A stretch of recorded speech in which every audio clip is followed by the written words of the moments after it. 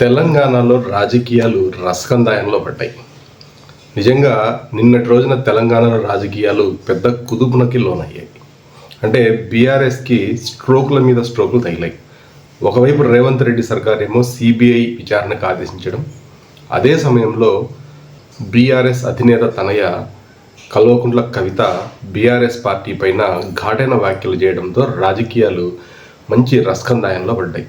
ఎప్పుడైతే రేవంత్ రెడ్డి సర్కార్ సిబిఐ విచారణకు ఆదేశించిందో అటు చంద్రశేఖరరావు కావచ్చు, అట్లాగే కేటీఆర్ కావచ్చు, హరీష్ రావు కావచ్చు కొంత ఆందోళనకు లోనయ్యారు. అంటే విచారణకు ఆదేశించింది, ఇంకా సిబిఐ విచారణను స్వీకరించలేదు, ఎంక్వైరీ మొదలు కాలేదు. కానీ వీళ్ళలో మాత్రం ఆ ఆందోళన పీక్స్కి వెళ్ళిపోయింది. అయితే వెంటనే హైకోర్టుకి వెళ్ళి సిబిఐ విచారణను నిలుపుదల చేసేలాగా ఆదేశించమని కోర్టులో ఒక పిటిషన్ వేశారు.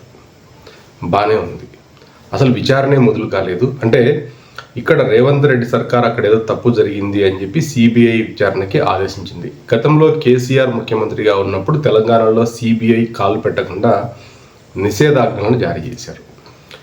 ఎవరైతే నిషేధాజ్ఞలను జారీ చేశారో అదే కేసీఆర్ ఇవాళ సిబిఐ విచారణకు హాజరు కావాల్సినటువంటి అవసరం వచ్చింది. నిన్న మొన్నటి వరకు కేఎస్ ఘోష్ కమిటీ విచారణకి అటు బీఆర్ఎస్లో ఉన్నటువంటి హరీష్ రావు కావచ్చు, ఇతర నాయకులు కావచ్చు అటెండ్ అయ్యారు. అయితే ఘోష్ నివేదిక వల్ల లేదా ఘోష్ కమిషన్ వల్ల ఏ విధమైనటువంటి శిక్షలు పడవని తెలుసు కాబట్టి వీళ్ళు చాలా ధైర్యంగా ఆ విచారణ కమిషన్కి హాజరయ్యారు.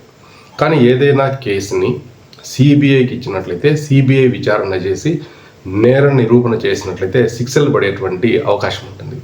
కాబట్టి అటు హరీష్ రావు, ఇటు కేటీఆర్ కొంత ఆందోళనకు లోనైపోయేసి వెంటనే హైకోర్టు తలుపు తట్టారు.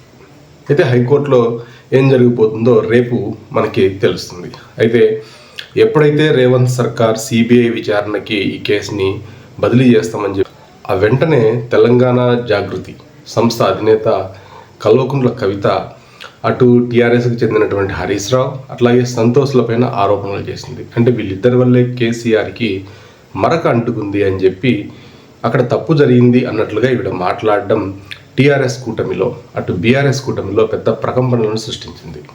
ఒకవైపు ఏమో రేవంత్ రెడ్డి ఈ కేసును సిబిఐకి బదిలీ చేయటం, అట్లాగే కల్వకుంట్ల కవిత ఇక్కడ ఏదో తప్పు జరిగింది అన్నట్లుగా మాట్లాడడంతో ఒక్కసారిగా బీఆర్ఎస్ ఆత్మరక్ష ధోరణిలో పడింది.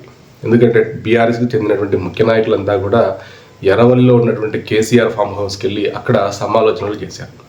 ఆ సమాలోచనల తర్వాత బీఆర్ఎస్ పార్టీలో బీఆర్ఎస్ పార్టీ పైన ప్రజలు ఒక తప్పుడు అభిప్రాయానికి రాకుండా ఆ వెంటనే కవితని పార్టీ నుండి సస్పెండ్ చేయాలి అనేటువంటి నిర్ణయానికి వచ్చినట్లుగా కూడా తెలుస్తుంది. ఆ విధంగానే కవితని పార్టీ నుండి బహిష్కరించారు.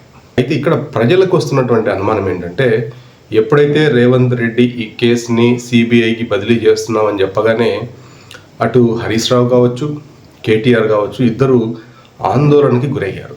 అంటే మొదట సిబిఐ ఒకవేళ అక్కడ తప్పు జరిగినట్లయితే సిబిఐ వచ్చినా కూడా ఎంక్వైరీ చేసినా కూడా ఆ తర్వాత కూడా వీళ్ళు కోర్టుకి వెళ్ళిపోయేసి ఆ కేసు నుండి బయటకు వచ్చేటువంటి అవకాశం ఉంటుంది. అయితే అసలు కేసు మొదలు కాకుండానే వీళ్ళు బాగా ఆందోళన చెంది హైకోర్టు తలుపు తట్టడం అనేది ప్రజలకి ఒక తప్పుడు సంకేతం ఇచ్చినట్లయింది. అంటే వీళ్ళు ఎక్కడో తప్పు చేశారు అందుకే భయపడుతున్నారు అనేటువంటి అభిప్రాయం అయితే ఇవాళ ప్రజల్లో వ్యక్తమవుతుంది. కాబట్టి ఇందులో నిజంగా తప్పు జరిగినా జరగకపోయినా ఇప్పుడైతే ప్రజలు మాత్రం అటు హరీష్ రావు లేకపోతే కేటీఆర్ ఇద్దరు కూడా ఈ కేసులో ఎక్కడో తప్పు చేశారు, అందుకే కవిత కూడా వీళ్ళపైన బాహటంగానే బీఆర్ఎస్ని విమర్శిస్తోంది, బీఆర్ఎస్ నాయకులు పెద్ద ఎత్తున అవినీతి చేశారేమో అని చెప్పి ప్రజలు మాట్లాడుకుంటున్నారు. కాబట్టి ఇక్కడ ఏదో జరిగింది. అయితే ఏం జరిగింది అనేది ఇప్పుడు సిబిఐ విచారణలోనే తేలాల్సి ఉంటుంది.